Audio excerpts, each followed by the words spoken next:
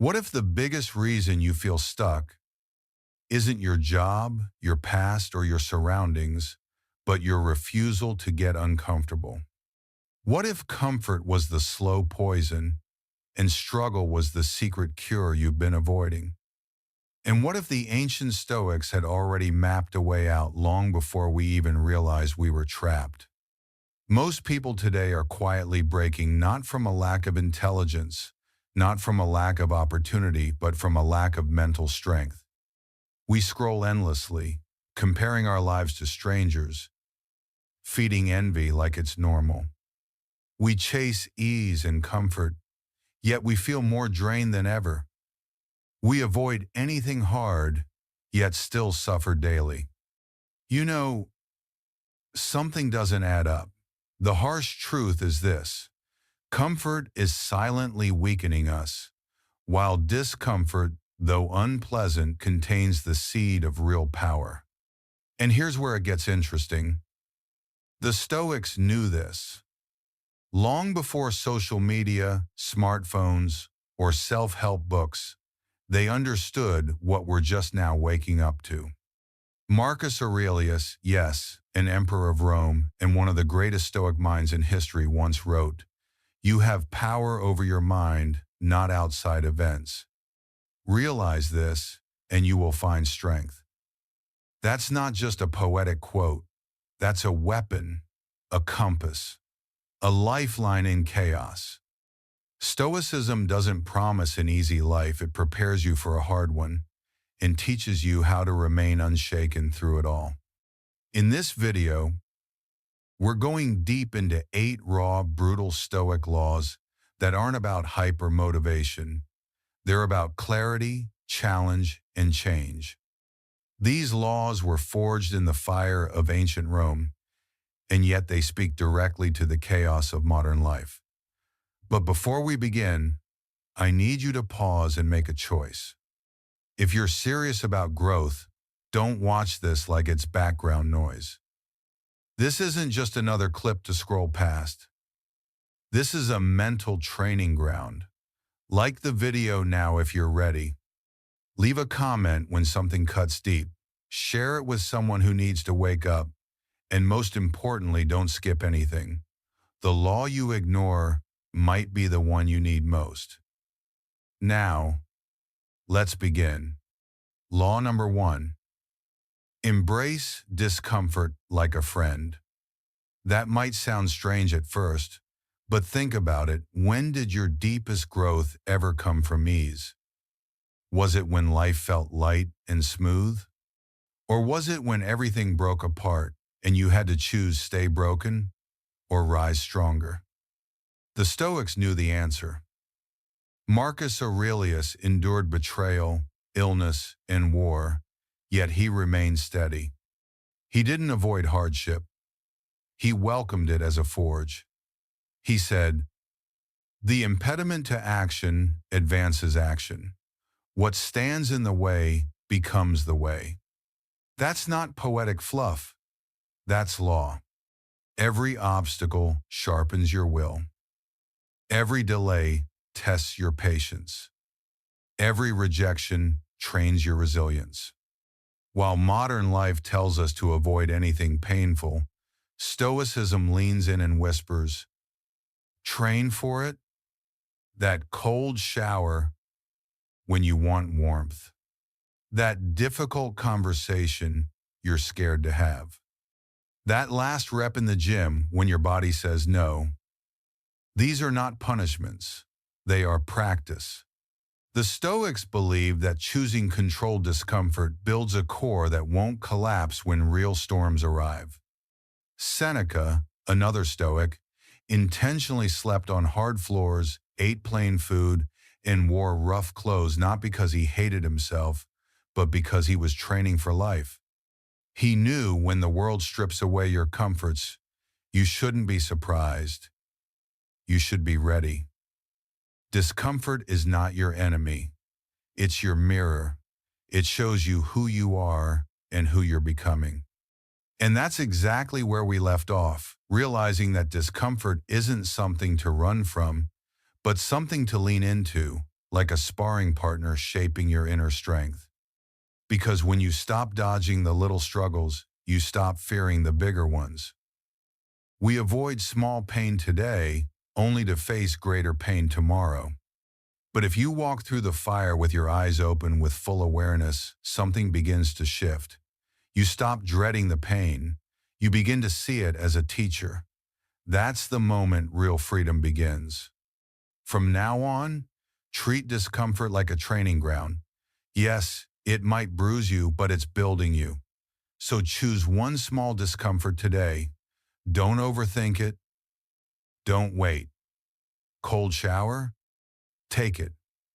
A deep conversation you've been avoiding? Have it. Sit with boredom instead of running to distraction.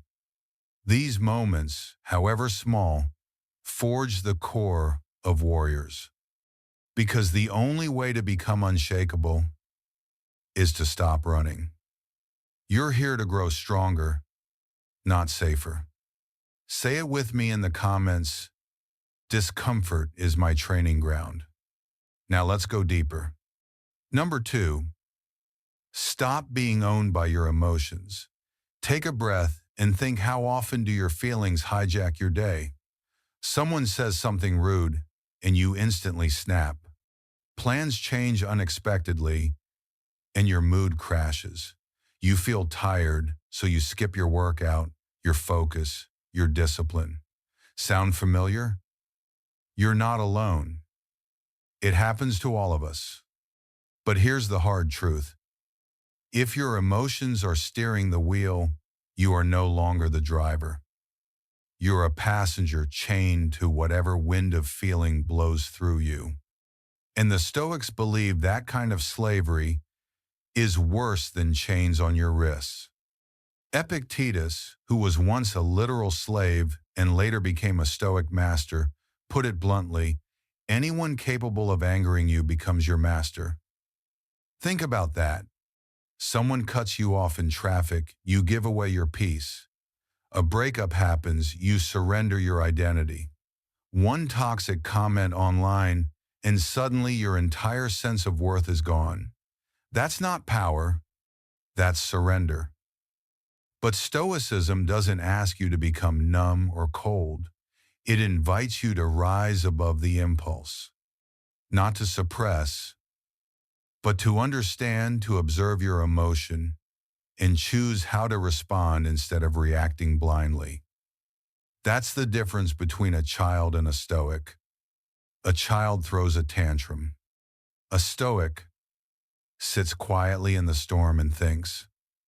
Marcus Aurelius, who ruled the Roman Empire, once wrote, "If you are distressed by anything external, the pain is not due to the thing itself, but to your estimate of it, and this you have the power to revoke at any moment." Let that sink in. You have the power to revoke the pain not by controlling the world, but by mastering your interpretation of it. That's real control, the kind no one can take from you. And yes, it's brutal.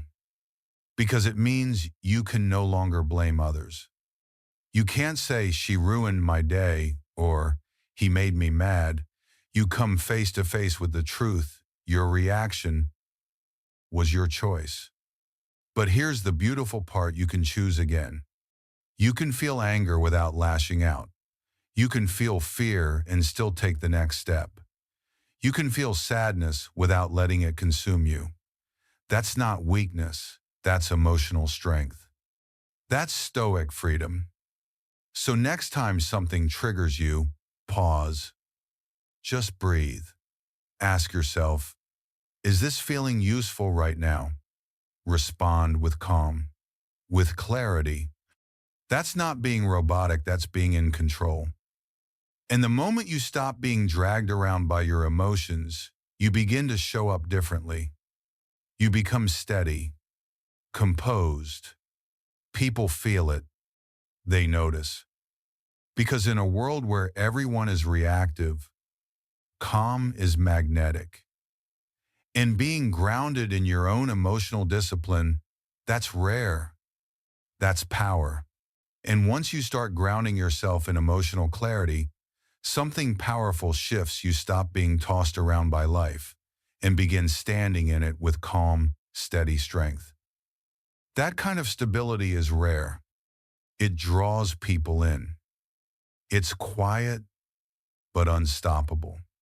Now let's keep going. Number 3, stop expecting fairness. Life doesn't owe you anything. Let that settle in for a moment. One of the fastest ways to stay stuck in pain is to expect that life will be fair. You work hard, yet someone who cuts corners gets promoted. You love deeply, yet they walk away without looking back. You do the right thing, yet still find yourself punished. And then it rises. That burning anger.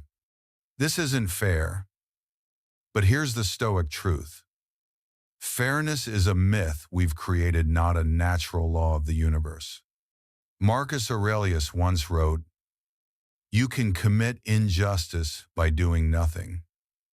Even as Emperor of Rome, surrounded by corruption and betrayal, he didn't spiral into bitterness or blame. He grounded himself in something more enduring. Life isn't about fairness. Life is about strength. You see, the Stoics never expected comfort or kindness from the world. They expected pain, loss, betrayal, uncertainty, and because they expected it, they were ready for it. Let's be brutally honest. Fairness is a beautiful idea, but if you hold on to it too tightly, it starts to weaken you. Because when we say, "This isn't fair," what we're often really saying is, "I don't like this, and I don't want to face it." But the Stoic doesn't grow by waiting for justice. They grow by facing life as it is, not as they wish it to be. Look around, bad things happen to good people. The wicked sometimes win. Effort doesn't always equal reward. That's not negativity, that's reality. So what separates the average from the unbreakable? The average person waits, complains, hopes life will one day be fair. The Stoic? They build strength within. They grow roots so deep that no storm can pull them up. And no, this doesn't mean becoming cold or emotionless. It means you stop waiting for the world to treat you right and start treating yourself right no matter what the world does. Seneca once said, "Sometimes even to live is an act of courage, especially when life seems deeply unfair." So here's the shift. Instead of complaining, use the pain as fuel. Instead of folding, build skills so sharp they can't be ignored. Love deeply, but without clinging. Face betrayal, but walk forward with quiet dignity. That's radical responsibility, not because everything is your fault, but because your next move is always yours. You don't get to control how life hits you, but you always get to choose how you respond. And that response, calm, focused, grounded, is what makes you resilient, unshaken. Fairness is never guaranteed. But freedom? Freedom is earned one powerful, intentional choice at a time. Let's keep going. Number 4. Focus on what you can control. Let go of the rest. The Stoics believe that your power lives in a small, quiet place. Inside your control. Outside of that, let it go. Epictetus said it simply, "Make the best use of what is in your power and take the rest as it happens." But here's the trap. Most people don't live this way. They try to control others. They obsess over outcomes. They spin in circles trying to predict the future, and then they wonder why they feel anxious, frustrated, or powerless. Let's break it down. What's truly within your control? Your thoughts, your choices, your actions, your response. Everything else, other people's behavior, what the world thinks, the weather, the timing, even the outcome of your best effort, is out of your hands. And the more energy you pour into what you can't control, the less you have to focus on what you can. And once you start focusing only on what's within your control, The weight you've been carrying begins to lift because now your energy is no longer scattered, it's anchored. Your thoughts, your choices, your actions, your response, that's where your power lives. Everything else, just background noise. You can't control the weather, but you can choose how to dress. You can't control how others feel about you, but you can control how you show up, how you treat them. You can't control the state of the economy, but you can decide how much you learn, how wisely you spend, and how carefully you prepare. And once you start shifting your focus like that, something remarkable happens. You begin to reclaim your power. Instead of being pulled in 100 directions by forces you can't touch, you plant your feet firmly in the one place that matters: your own choices. Picture it like this. You're in a storm at sea. The average person yells at the waves, curses the wind, blames the weather. But the Stoic, he grabs the wheel and navigates. That's the difference. When others panic, you stay calm. When they complain, you stay focused. When they drift, you stay disciplined. This isn't about pretending the world outside doesn't matter. It's about choosing what deserves your attention. And truthfully, most of what people obsess over, maybe 90%, is completely out of their hands. So here's a practice. The next time you feel overwhelmed, pause and ask, is this within my control? If the answer is yes, act. If the answer is no, let it go. That might sound simple, but it's not easy. Still, it's powerful. Marcus Aurelius said it best. You have power over your mind, not outside events. Realize this, and you will find strength. And when you live like that, people notice. You don't become unshakable because you control the world. You become unshakable because you control yourself, no matter what the world throws at you. Now, let's take that further. Number 5, practice voluntary hardship to build unbreakable will. In a world addicted to ease, discipline becomes a superpower. The Stoics didn't wait for suffering to come, they invited it in, on their terms. Not because they enjoyed pain, but because they knew the truth. Resilience must be trained. Seneca once wrote, "Set aside a few days where you live with the bare minimum, eat the simplest food, wear the roughest clothes, and say to yourself, is this what I feared?" That was his way of preparing the mind to face hardship without flinching. Now think about this. Most people today avoid discomfort like a disease. They never miss a meal, never sit in silence, never step outside convenience. So when life does get hard, as it always will, they panic, they break, they blame. But the Stoic, he's been training for this. He's already tasted hunger, boredom, rejection, fatigue. He's already practiced walking through fire without fear. And that doesn't make him invincible. It makes him adaptable. Because you don't build willpower by watching motivational videos. You build it by doing the uncomfortable thing on purpose. Voluntary hardship can take many forms. Fast for 24 hours to remind yourself that you're in charge of your cravings. Take a cold shower when every part of you screams no. Say no to a luxury you can afford, just to sharpen your edge. Wake up early to train, even when your body begs for sleep. These small acts stacked over time build something dangerous. Not a life of punishment, but a life of power. Because eventually, you learn a truth the modern world keeps hiding. Comfort doesn't make you strong, challenge does. And when you've trained yourself to face hardship on your own terms, something beautiful happens. You stop flinching when life gets rough. Because when difficulty shows up, as it always does, you don't run. You don't panic. You smile because you've already walked through the fire by choice.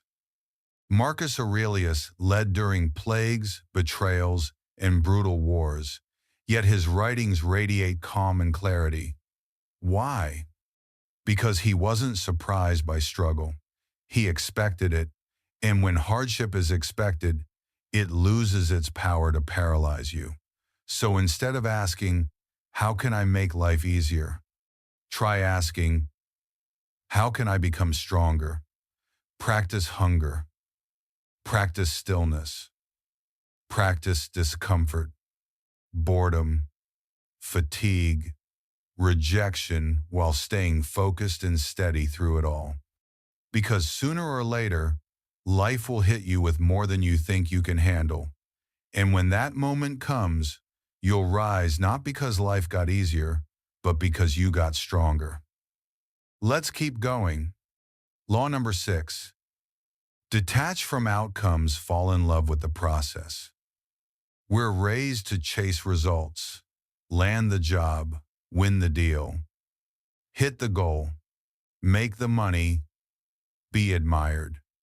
But Stoicism flips that thinking on its head. Let go of the outcome. Focus on the process. Why? Because the outcome is never promised, but the effort, that's yours. Epictetus said, freedom is the only worthy goal in life. It is won by disregarding things beyond our control. When you tie your happiness to results, you build a life on shaky ground. You go to the gym for a week. Don't see abs, you quit. You start a business. It doesn't take off. You feel worthless. You give your heart to someone. They walk away. You collapse.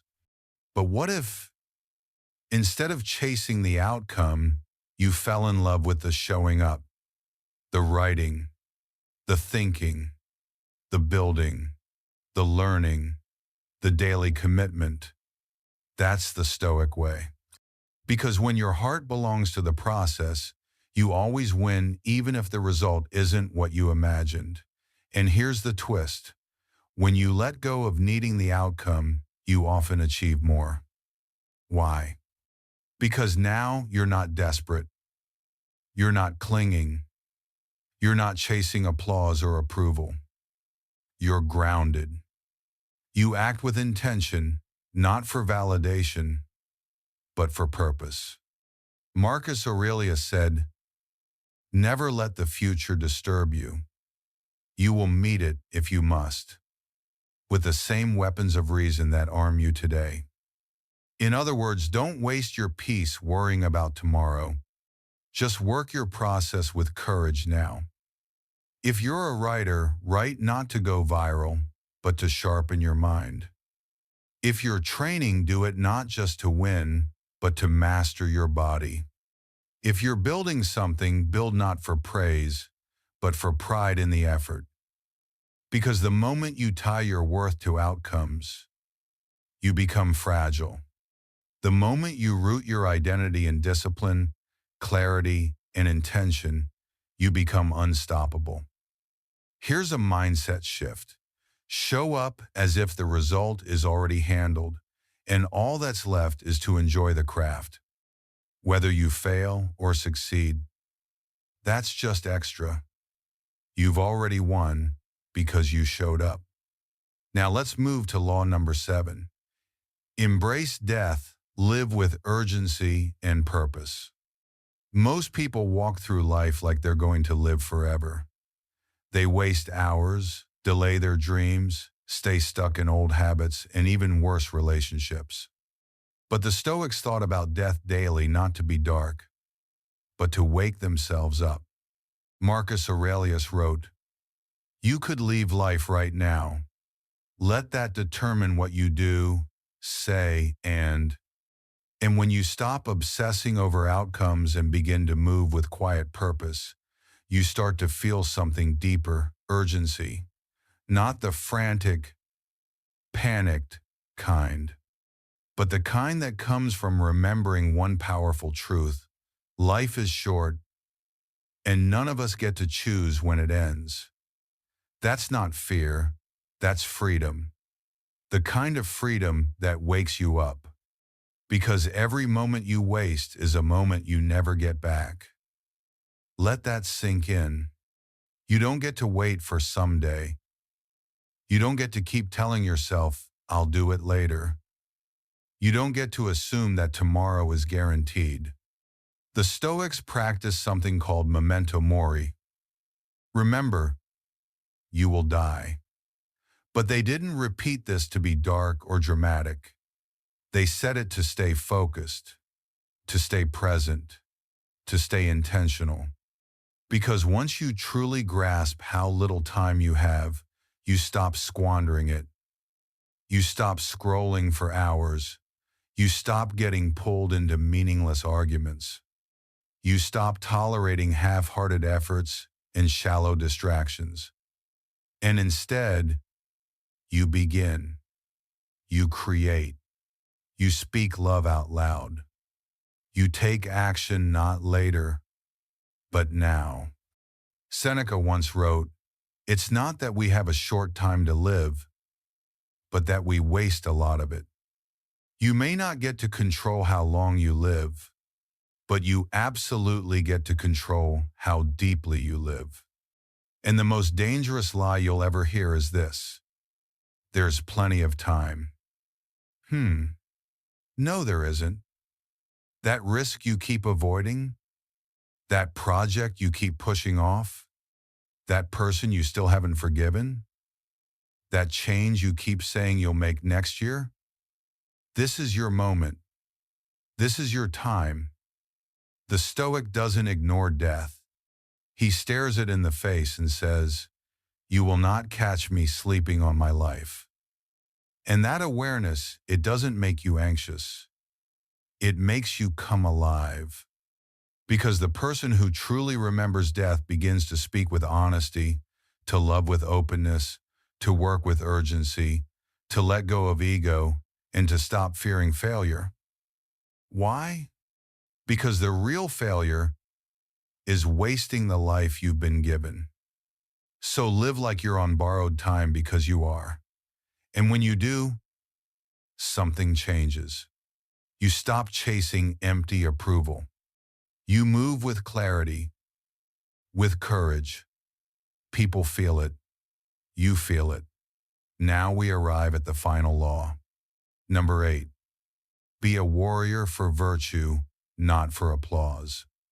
Let's be honest, most people live for likes, praise, attention, and applause. But the Stoic doesn't move for the crowd. The Stoic moves for character, for virtue. Marcus Aurelius put it plainly, "Just that you do the right thing, the rest doesn't matter." In other words, live with honor, even when no one is watching. Speak the truth, even when no one claps. Keep your word, even when it costs you. Train hard, even when no one is there to notice. That's virtue. That's what builds a soul that can't be bought. And no, it's not about being perfect. It's about being principled. And here's the hard part. Doing what's right is almost always the harder path. It's easier to lie than to be honest. It's easier to perform than to be real. It's easier to chase praise than to stand alone. But every single time you choose what's right over what's easy, you sharpen yourself. You become someone your future self can admire.